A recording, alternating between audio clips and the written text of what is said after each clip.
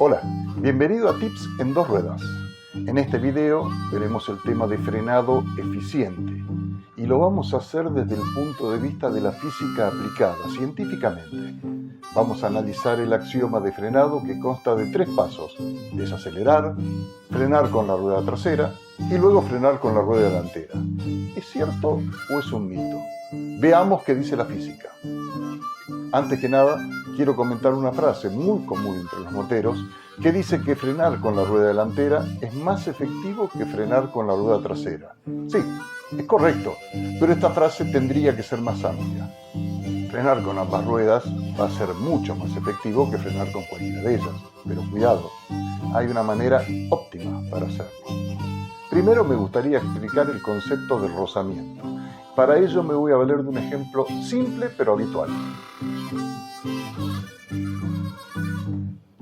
Supongamos que vamos caminando y nos encontramos con un obstáculo no demasiado pesado. En nuestro caso vamos a usar un pallet, pero también puede pensarse en una maleta sin ruedas, una silla, una mesa. Ahora, vamos a suponer que deseamos correrla de ese lugar, ya sea porque nos estorba el paso o que simplemente queremos arrastrarla hacia otro lugar. ¿Qué hacemos? Bueno, para hacerlo le aplicamos una fuerza en un extremo, como se ve en la figura, y a esta fuerza lo vamos a representar con una flecha de color rojo. Si no existiera el rozamiento, esta fuerza haría que el objeto comience a moverse en sentido de la fuerza aplicada y se representa con una flecha de color verde. El rozamiento, que siempre existe, será mayor o menor, pero siempre existe, jugará en contra de esa fuerza y lo va a hacer siempre en sentido contrario al movimiento. Así puede verse que solo una parte de nuestra fuerza promueve a ese movimiento del objeto. La otra parte, entre comillas, se gasta, por así decirlo, en el rozamiento. Y si con nuestra fuerza vencemos a la fuerza rozamiento, ese obstáculo se va a mover. Ahora imaginemos que ese objeto tuviera mucho más peso sobre él. Si es un pallet, tendría, como en nuestro caso, 2 cajas muy pesadas. Si fuera una silla, tendría una persona sentada, o en el caso de una mesa, tendría varias cajas que ejercerían mucho peso sobre ella. Al tratar de empujarla, vemos que nos es imposible moverla. Eso se atribuye al peso, pero en realidad es la fuerza de rozamiento que nos juega en contra. Veamos cómo es eso. En primera instancia, tenemos que saber que esa fuerza, que es el peso, va verticalmente hacia abajo. Es porque la Tierra atrae a ese cuerpo hacia su centro. Pero si hay una fuerza hacia abajo, ¿por qué el objeto no se hunde? La respuesta es porque recibe una fuerza hacia arriba que tiene el mismo valor que el peso, pero actúa en sentido contrario y se la denomina normal. Esto está indicado en la tercera ley de Newton. Pero claro, si hay una tercera ley de Newton es porque hay otras 2.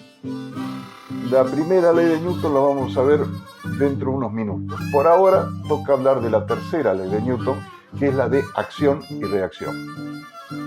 Por otro lado, solo nos resta hablar de torca, también conocido como cupla, torque, momento, que es cuando se aplica una fuerza mediante un brazo de palanca, tal y como lo hacemos cuando queremos aflojar o ajustar la rueda de nuestro auto, cuando queremos doblar la rueda delantera de nuestra moto mediante el manubrio.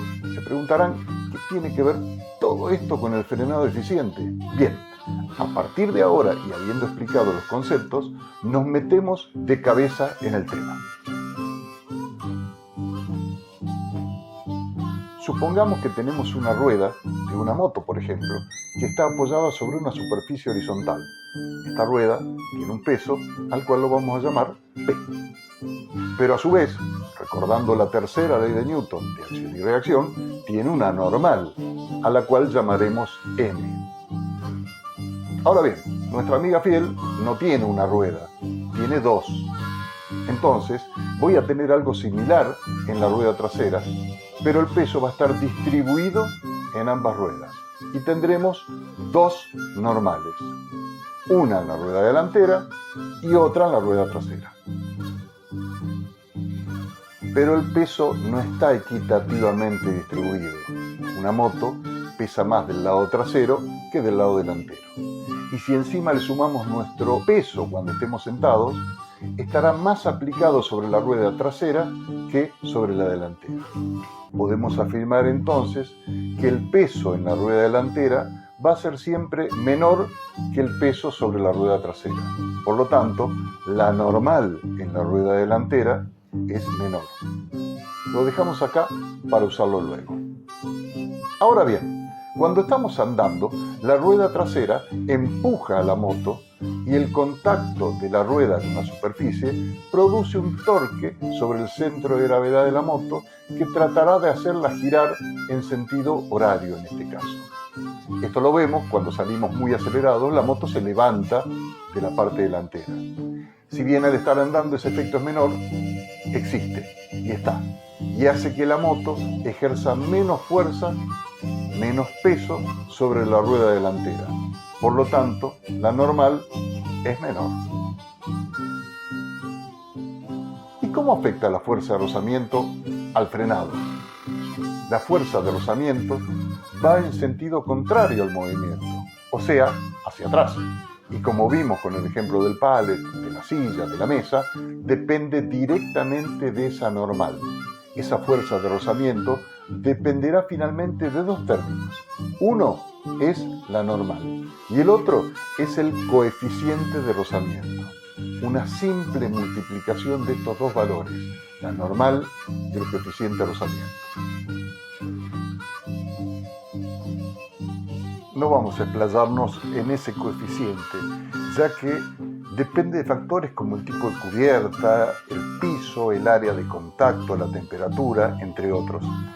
Simplemente vamos a decir que cuando queremos frenar, ese coeficiente de rozamiento está y no puede ser modificado. Pero, ¿y la normal? Podemos decir, si la normal es chica, la fuerza de rozamiento será chica. Si la normal es grande, frenaríamos mucho mejor porque la fuerza de rozamiento es mayor. Entonces, ¿qué podemos hacer? ¿Podemos modificarla? Sí, y de eso se trata justamente el frenado eficiente. Aumentar la fuerza de rozamiento aumentando el peso sobre la rueda delantera. ¿Y cómo se logra eso?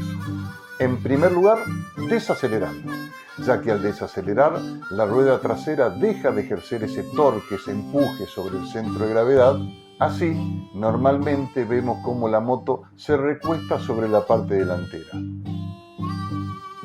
Esto aumenta la normal y esto aumenta el torque. Luego, frenar con la rueda trasera.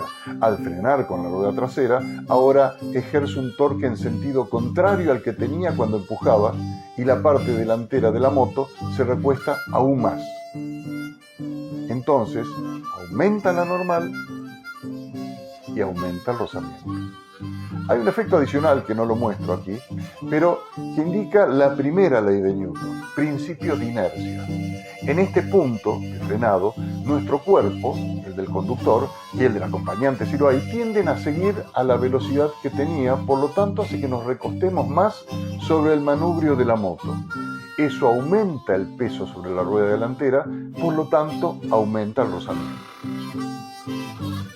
Finalmente, al frenar con la rueda delantera, sigo viendo cómo funciona la primera ley de Newton junto con la aplicación de un nuevo torque y aumento al máximo la normal. Y por ende, al rozamiento. Así es como funciona el procedimiento de frenado eficiente, pero hay que tener mucho cuidado. Si cuando estamos andando aplicamos el freno delantero sin antes haber hecho los otros dos puntos, nos vamos a llevar una sorpresa, ya que tenemos la posibilidad de derrapar con la rueda delantera y, como decimos los moteros, me fui de jeta. Este derrape, cómo evitarlo y cómo funcionan los frenos ABS, los vamos a ver en el próximo video. Saludos y muy buenas rutas.